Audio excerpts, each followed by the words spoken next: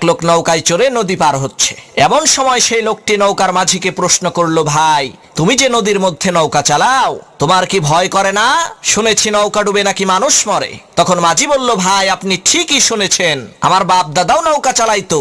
প্রচন্ড ঝড় তুফানের কবলে পড়ে এই নদীতেই নৌকা ডুবে তারা দুইজনই মারা গেছে। তখন সেই লোকটি বলল, ভাই তুমি তো দারুণ বেহায়া, যেই কাজ করতে যেয়ে তোমার বাপ দাদা দুইজনই মরে গেল, সেই ব্যবসা তুমি এখনো ছাড়তে পারো নাই। তখন মাঝি সেই লোকটিকে বলল, ভাই আপনার বাপ দাদা কি বেঁচে আছে নাকি?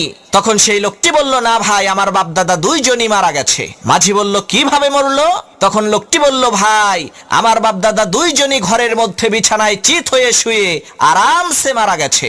তখন মাঝি বলল, ভাই আপনার বাপ দাদা যেই ঘরটিতে থাকতো সেই ঘরটি কি এখন খালি পড়ে আছে নাকি? তখন সেই লোকটি মাঝিকে বলল, কি বোকার মতো কথা বলেন, খালি পড়ে থাকবে কেন? সেই ঘরে তো এখন আমি থাকি।